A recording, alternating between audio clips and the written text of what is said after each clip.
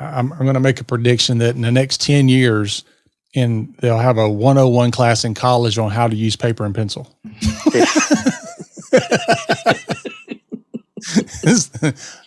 What is this archaic stuff? Help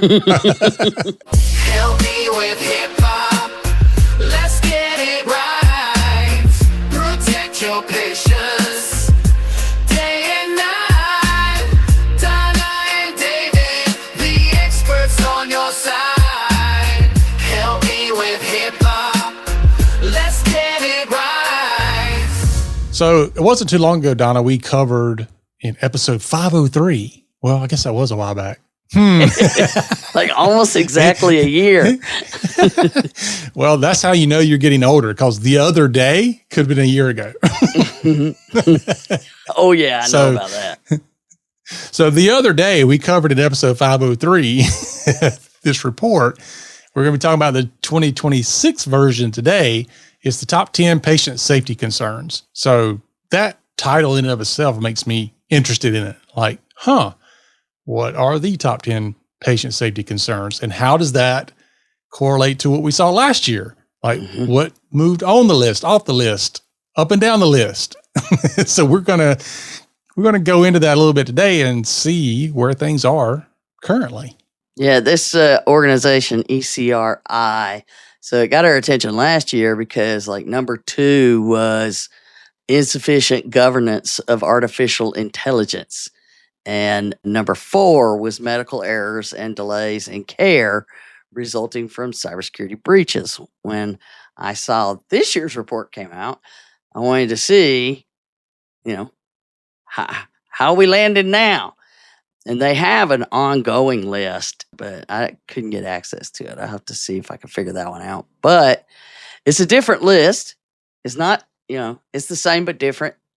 And immediately, the first thing you notice, because, it's the top 10 list. Top 10. I was not shocked when number 1 was navigating AI diagnostic dilemma. Here we go. Let's start with AI. It's like, bam! So they were suggesting that governance should be improved because of where we were going with AI in last year's. And now it's like, okay, we're there, and here's some things we got to figure out. Yeah. Yeah. Because, and the other thing is like many studies, there's a delay so in 2025, they were polling people in 2024, so there's always this delay of who they're getting information from, or it may even be, let's see. Yeah. So they're comparing 2023 to 2024 on here of the answers that they got in some of these surveys. Yeah. I suspect that something to do with AI will be in the top 10 for a number of years. Forever. Probably so. So the diagnostic dilemma, I mean, you certainly have healthcare people depending on that and how to navigate that. But I wonder how much we're starting to see patients that are using AI diagnostics, right? Like used to, you would Google it. It's like, the running joke was never Google your symptoms because it always means you got cancer or something. And there's WebMD and all these other things that people for the longest time have tried to self-diagnose. Oh, and now there's AI. I mean, even last week, my wife has this thing she can hook to her phone and it sticks the little probe in her ear, it's a little camera with a light on it, and she can see, the eardrum. Really cool. See your eardrum and all this stuff. So she took a picture of it because she knew she had an ear infection. Took a picture of it, uploads it to, ChatGPT, and is like, how's this look? And it's like, ooh. That does not look good. You need to go see a doctor. But yeah, I mean, she was using AI to help somewhat in the area of diagnosing the problems she had. And that's just, one example. Well, but the good news is it told her to go see a doctor. It didn't tell her to treat herself. Don't worry about going to see a doctor. I told her I'd spit in the dirt and just rub it together and cram it full of mud. It'd be good as new. Don't worry. Yeah. Just stick a Q-tip down in there. Clean it out. Ooh. Yeah. Ooh, boy. I'll never forget it one time. She goes, and this wasn't all that long ago. She's like, did you know that you're not supposed to stick Q-tips in your ear? I'm like, you're just now figuring that out. Oh, you guys get me like, choked.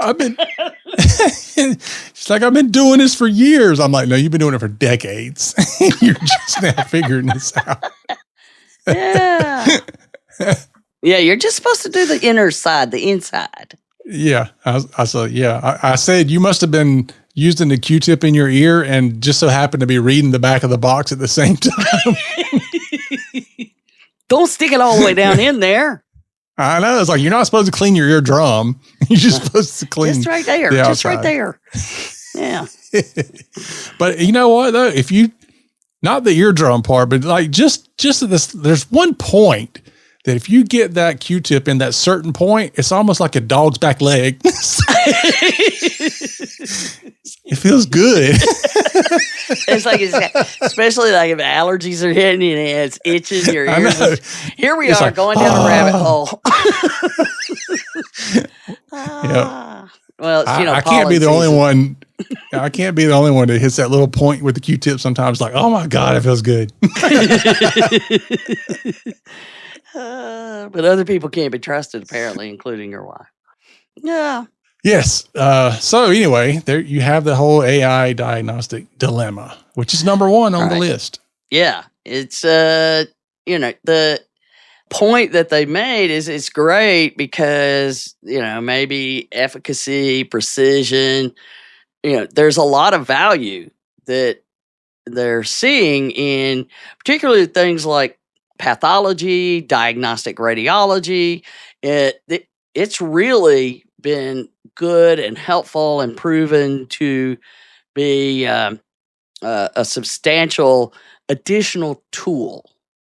And I think that's the key, is it's not something, I know a lot of people envision that the AI should just be able to tell the doctor everything. And that is not good. And that's what they're saying is, we've been talking about how we have to, the things we're doing in our own business of treating AI as if it's another employee. Right? Oh, yeah, absolutely. And that's really the way it needs to be treated. And that's what they're advocating for in here is, the generative AI models, they can diagnose, diagnose genetic conditions based on textbook-like descriptions, but their accuracy drops significantly when the prompts were based on a conversation with a simulated patient. Like if, I've already figured out what I'm supposed to look at, I'm trying to figure it out. And the AI models, they struggle with that open-ended, it could be anything. So it is what do they call it? Yeah. Due to a lack of robust training data, certain cancers and rare diseases may be harder for AI to detect in the radiology studies even. Because if it's rare, then the AI doesn't have a lot of information like we don't. Right. And that's their point. So AI in diagnosis, as they say, is a double-edged sword. Yeah. I'm going to say it's a quote because I'm using it as a quote, but I heard somebody recently say that we don't have a problem with information. AI takes care of that. Like it's full of information, but what AI doesn't have is experience. And that's where the human factor really comes into play. Yeah. I think that's a big part of what they're saying. And what they're worried about is that clinicians are relying on AI for diagnosis. And they were talking about a survey of 1,200 physicians, 66% reported using AI in 2024. And we know that number's got to be way higher by 2025 and certainly by 2026. Oh yeah, absolutely. I mean, just think about how more capable it is now. And the more capable it becomes, the more often it's going to be used. Well, and here's the real thing. So 2023, just 3 years ago, right? Not decades ago. Yeah. 3 years ago, that survey, 38% of the physicians were using AI. Wow. I mean, that's a massive jump of the folks that are using it. And the big point is it's not foolproof. It can make errors just like humans. Yeah. Well, I have a lot of questions anytime the question of, are you using AI? That's too open-ended. Like, there's a massive continuum. Between using AI, there's some people who use it like a Google search, and there's other people who use it to create all kinds of craziness. So, that's just a big question. So, it is like anything else that's a tool. And I can't, it's hard to get people to understand that this is the way. Maybe it'll change, but right now it doesn't matter what we have AI doing. It needs a human in the loop if it's important in any way, shape, or form, right? If it's sticking a stamp on the envelope and we don't care if the envelope goes out, that's different. But if it's an important one, somebody needs to make sure they're not missing anything. And that's just, the basic piece of it. And the downside of that is how many of these AI tools actually tell you how they work? Not a lot of them. Yeah. So how much information do they have? Are they getting new information? Because if I installed it in 2024, it's surely gotten new information to make decisions based on since then. Yeah. But you and I both, and I'm sure anybody who's used any type of AI, LLM, to some degree, at some point you run into this thing where you ask it a question, it gives you an answer, and that answer is not right because like you just uploaded a document and know what's in that document. And you'll say, no, that's not right. It's XYZ. And it'll go, oh, you're right. Thank you for catching that. Now, I don't know about you. For me, I'm thinking, good thing it was just a text document. If it would have been a diagnosis, that would have been terrible. Oh, I'm sorry. I left out that whole cancer thing I saw in there.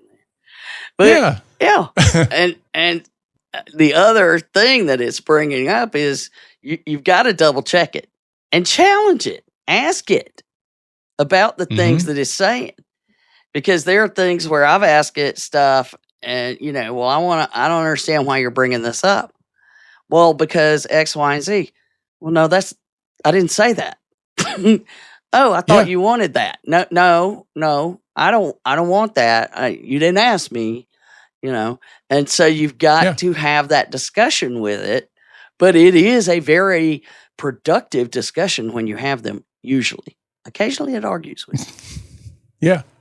Well, it gets into the thing we talk about often, which is prove it, right? We talk about that for documentation, that you have to have that to prove compliance and other things. It's kind of the same concept with AI. Like you gave me this answer, now prove it. Like show me your work.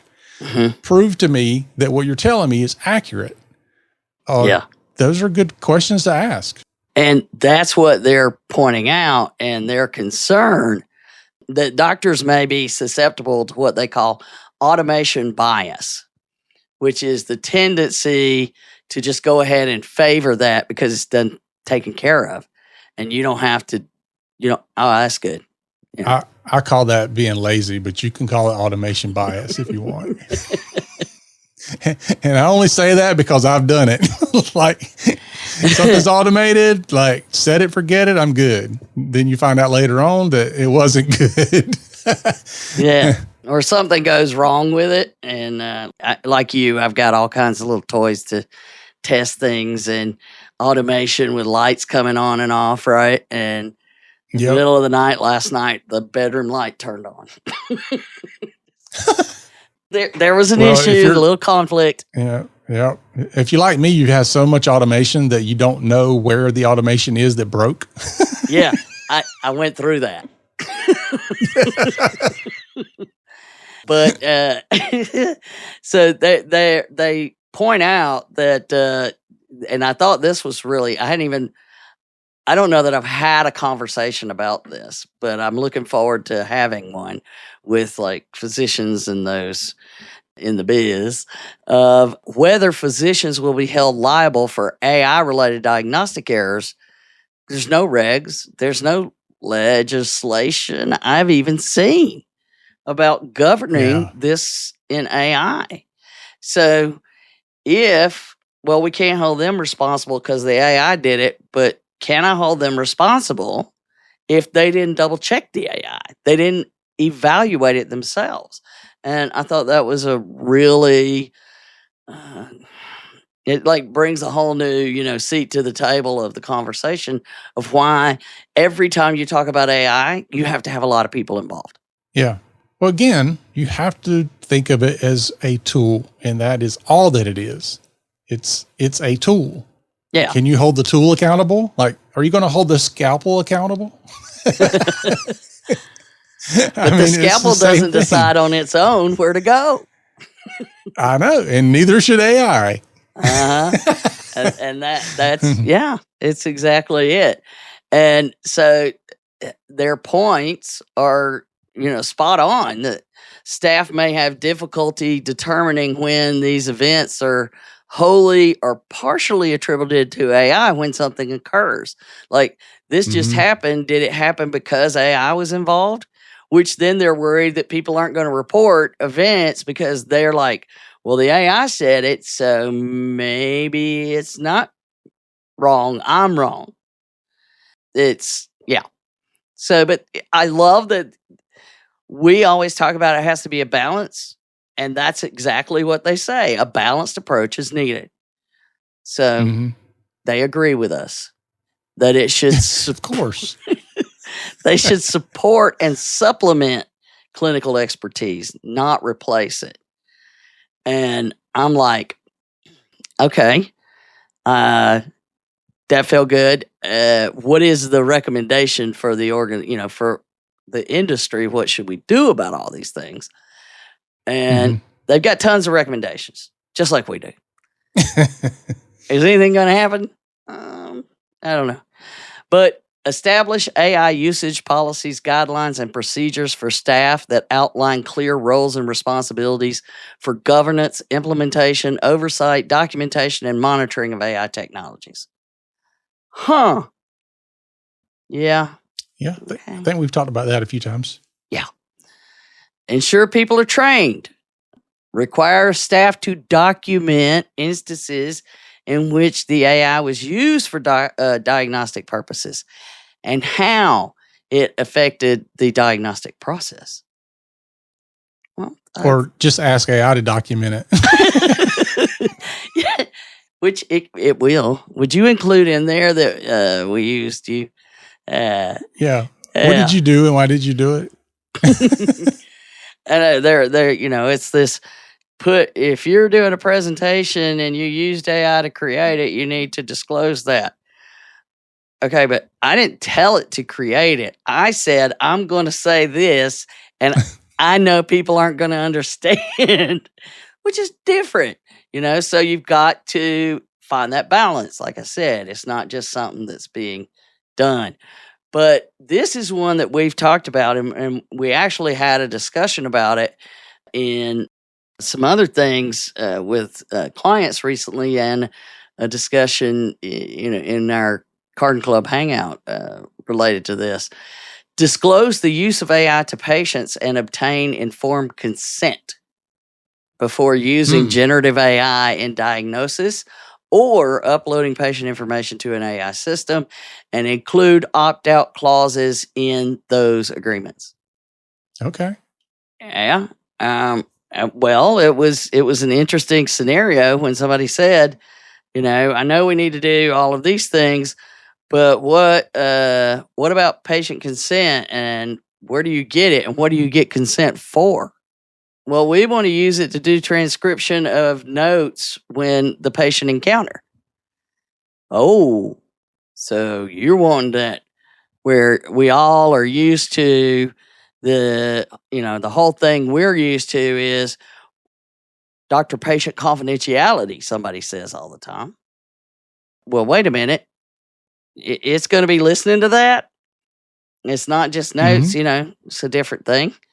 But it also points out that you need to ensure that that clinicians have time to address those concerns, which means adding time to appointments, which we know were like 30 seconds each now.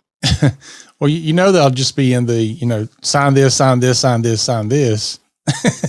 And the patient has no idea what they're signing. Well, and that's why they're saying the clinician needs to discuss it with the patient, not just, sign this, sign this. So it goes on, verify that the technologies are subject to human factor-based assessments, monitor staff satisfaction and user experience, foster a just culture, and encourage staff to speak up if issues with AI-based technologies occur. And then lots of learning and training and incorporating. This is my favorite one of all of their top recommendations.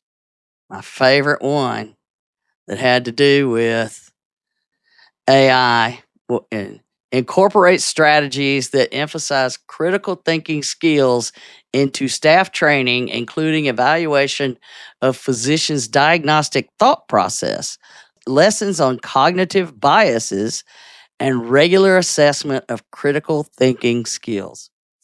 Wow. I know, right? So, yeah, it's we're going to have another epidemic of critical thinking skills. I know.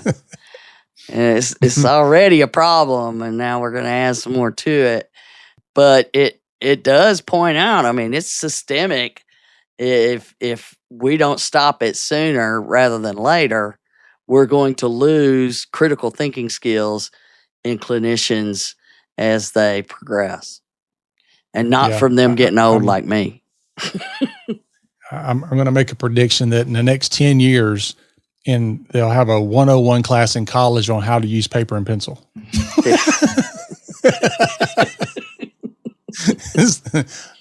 What is this archaic stuff?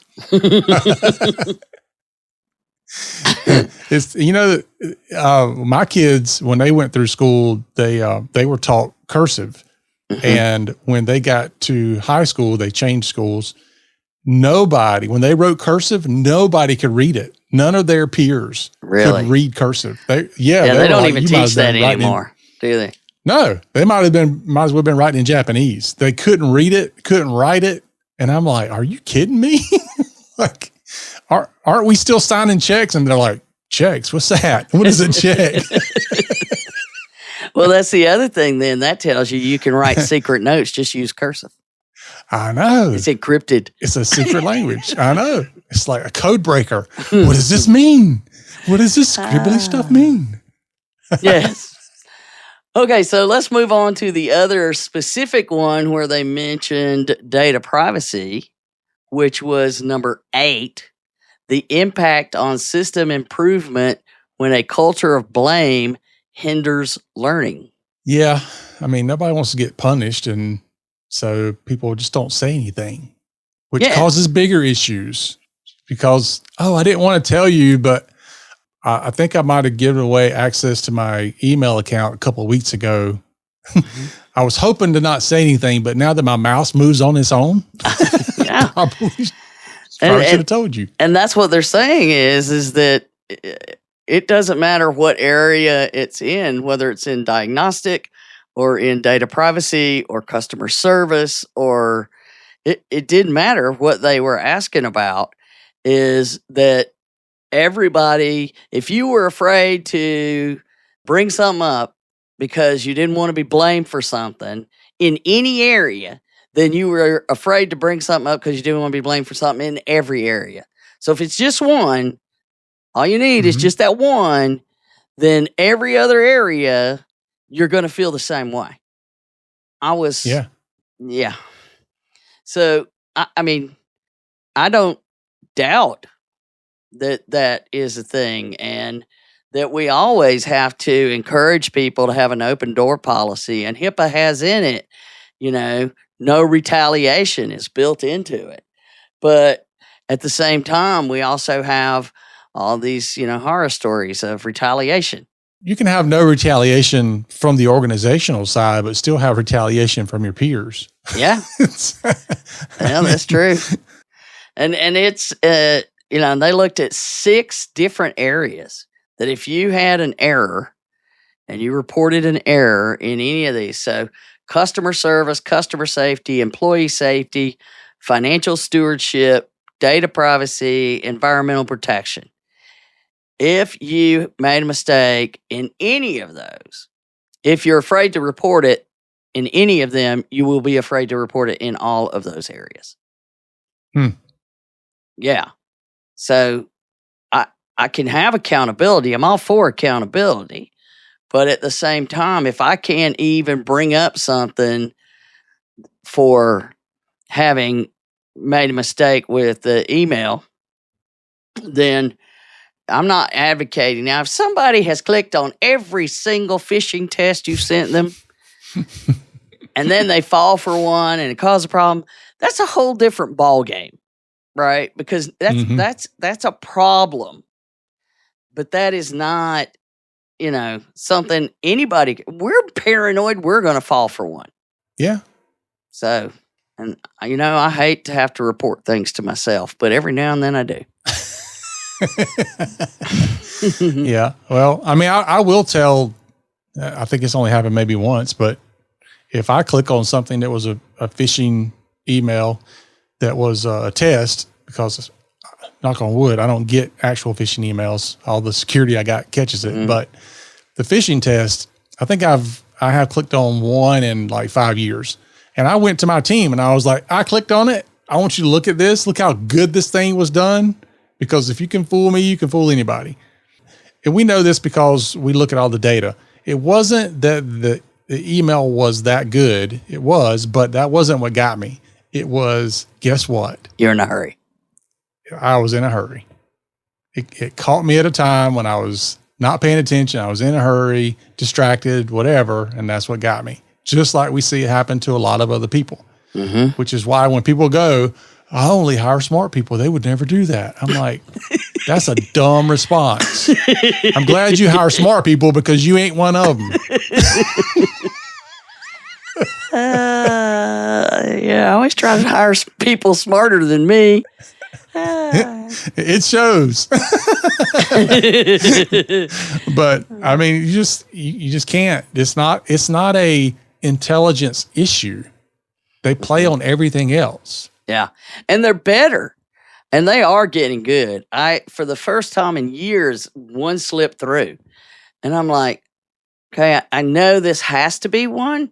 Just there were too many things that I know why it matched me to that message, but it didn't really match to me, because it doesn't know enough about me to know that is not what it should do. But so I knew it was. And so then I'm looking at it and I knew it was it, and it took me a while to figure out how it should have known that it was one. And yeah, that's even more concerning. It's like, I know this is phishing, but how does it know so much about me? Yeah. And how did it get through all of those layers that others aren't getting through? And when one gets through, it's like, uh-oh. Did that open? Is that the little hole that'll cause the whole thing? Yeah.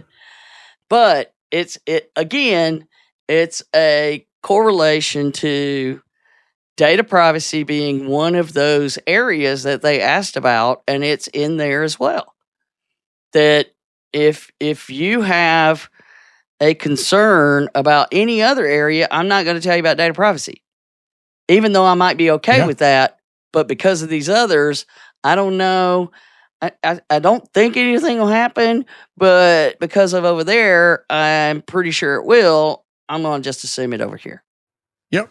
So, and that alone is an area that gives us great concern, because in that we also get, not only does it specifically mention that data privacy is an area that people are concerned about those things, but it also then made me step back and look at the rest of the 10 items. And all of those items, for the most part, 1, 2, 3, 4 additional ones tie back to our privacy and security concerns. They are already on our radar for other reasons. Mm-hmm. So 3 of them all kind of connect. One was reduced access to rural health care, increases health risk and disparities. And I was, you and I connected to rural parts of the country. It's not as rural as it used to be, but we do understand that. I grew up on a party line, and that's when you really know. But did you hear something? Did somebody just pick up? Yeah, just click. Bertha, is that you? I know, I hear you breathing. But or they'd be yelling at my sister, I'm not giving up the phone line. I don't care who you want to talk to.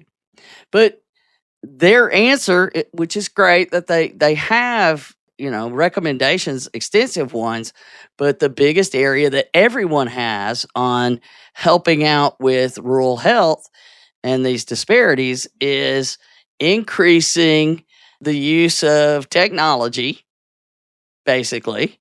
What we're talking about, increasing the use of technology for things like telehealth and other, care tools to make technology fill that gap, which is great.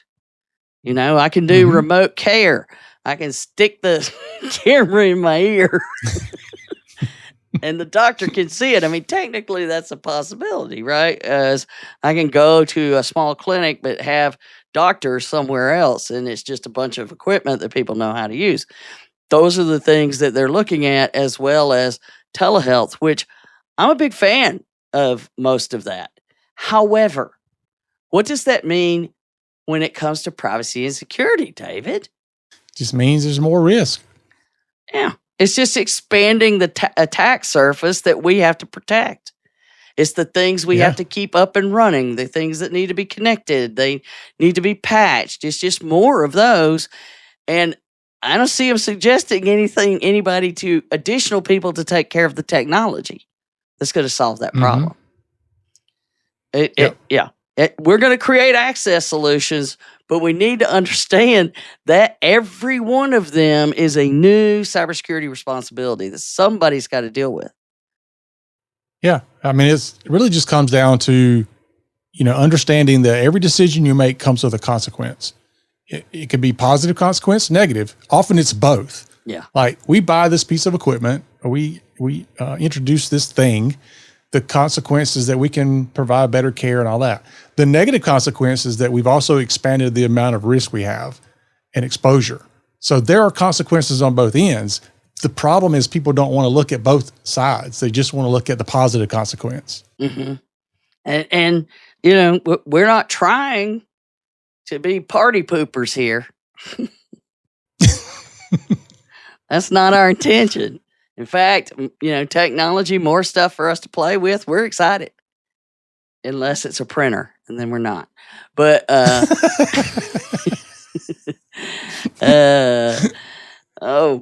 it is a double-sided sword, just like the dilemma with diagnostics and everything with AI.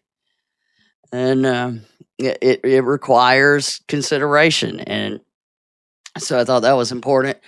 And then you get into number 4, which goes along with that, which is funding cuts to federal spending is, how do they say it? Effects of funding cuts on healthcare operations and patient safety. So they are specifically discussing the reductions and the CBO estimates of the impact on it. And Medicaid is the largest source of revenue for community health centers, 42% of their operating revenue. And 13% of nursing home residents rely on Medicare as their primary payer, and 63% rely on Medicaid.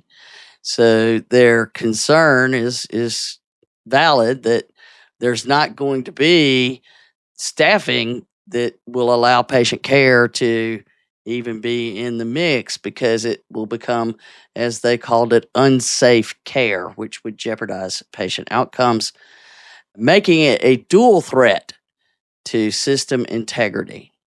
So, this kind of goes back to, well, we're going to solve that problem by adding technology and adding that, extending the workspace. We're not going to account for the flip side of that.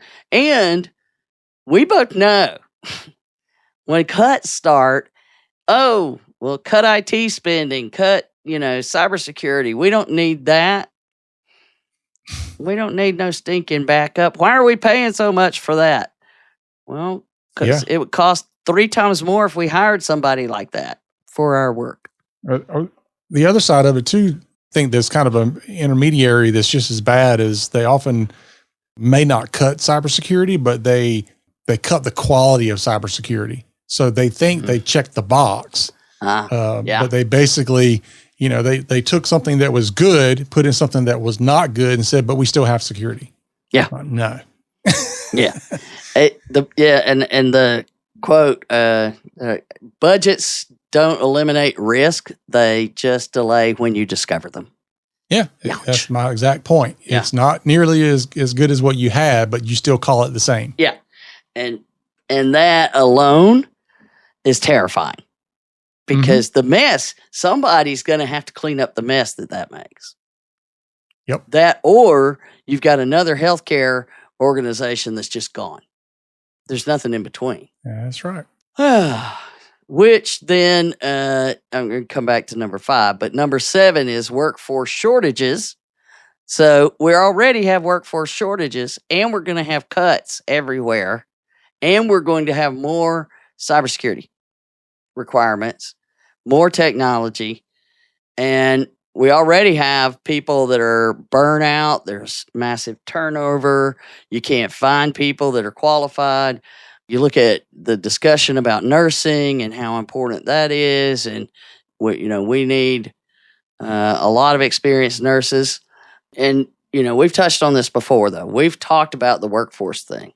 HSCC has specific discussions about rural health disparity in technology, as well as workforce shortages in cybersecurity, particularly people that understand healthcare. And, having the qualified people is the key. And that's one of the things that we really worry about is, again, you don't just take somebody off the street and say, you're a nurse now. But we're going to take somebody off the street and say, you're cybersecurity now. Here's the keys to the kingdom. And cybersecurity over here in school system, which is great. And they have to worry about a whole bunch of stuff we don't have to worry about. But you know what? We have a whole bunch of stuff they don't even realize you have to worry about. It's different regulations. There's way more legacy systems. You've got way more things connected. You've got requirements for being 24/7 available. Whole different ballgame. Just because you can do one doesn't mean you can do the other. And it's the same thing. We not only do we not have the people, but we don't have the qualified people. So it just keeps building. The more we these are patient safety issues. Yeah. Yeah. And then they bring up harm, which was number 5. And they believe that only 51% of harm events are captured, and something like that, where things are not considered to be harm. They're just part of normal care. It just happens. They have all these different areas. And this is also something where we know there's failure. Oh, yeah. Well, Yeah. Sometimes, we bring this up often where we say people could have a data breach and they wouldn't even recognize it, either because they don't have the ability to, or they don't even know what that is defined as. right. And they have it. And it is part of the requirements under HIPAA for data breach notification is you do a risk of harm to the patient assessment. It's a different risk assessment, which people get confused about. But you're trying to define the potential harm to the patient. And we've talked about how data privacy, cybersecurity has actual impacts to the patient as well. And they can range wildly based on what's going on. So if we've got, harm that we know is not being reported, and they know the clinical stuff's not being reported. I didn't even think about that it's the same. Same concerns. Or maybe it is, but it's not properly evaluated and dealt with, which we also know. And then you add to that, we already have all these built-in problems. AI is going to solve some of it, but it's going to create a bunch of new problems.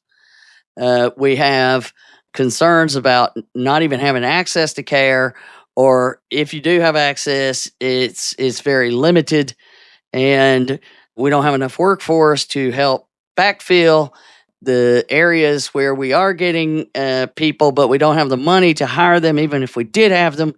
And then I was just like, I'm done. I'm going to have nightmares. I can see you walking into your doctor next time and going, here's my 10 concerns, my top 10 concerns. How are you addressing these? I'm afraid of all these. But, here's 10 things they're worried about, and privacy and security tie back to all of them in some way. They are on the radar of people that do that work like us. Yeah. Well, the good thing about this report, hopefully, for people who are listening, you made it this far, that you'll take this report and you say, how are we addressing these? Because if these are the top 10 patient safety concerns, then, you don't have to send out a survey. Here you go. Somebody else has done it for you. Like at the very least, you can take these and say, how are we dealing with these? What are we doing in these areas? Even if they're not your patient's top 10 concerns, I bet you a number of them are. Mm-hmm. Well, and the fact that they're so broad, once you start really talking about them. Now, they do narrow things down very specifically. I encourage anybody that's interested in this, go get the report. They are very specific about all the areas, and they make recommendations in culture, leadership, and governance areas, patient and family giver engagement, workforce safety and well-being, and learning systems. For every one of these concerns, they give extensive recommendations, and they're all good. Well, some of them I can't say for sure because they're a little bit more clinical, and I am not going to say I understand that, but it sounds good. Ask AI. I should ask AI if they're good. But yeah, it definitely check it out. But PriSec's it's not an optional thing. It's not a thing that you can just maybe do and still have patient safety and healthcare. And I don't care if you're down the supply chain, patient safety still matters to you. Mm-hmm. Somewhere along the way, you have the ability to impact a patient and their care. So there you have it. All righty. That is our show for today, folks. Thanks for listening. Be sure to join us again next week. And remember, for Donna and myself, the HIPAA is not about compliance. It's about patient care.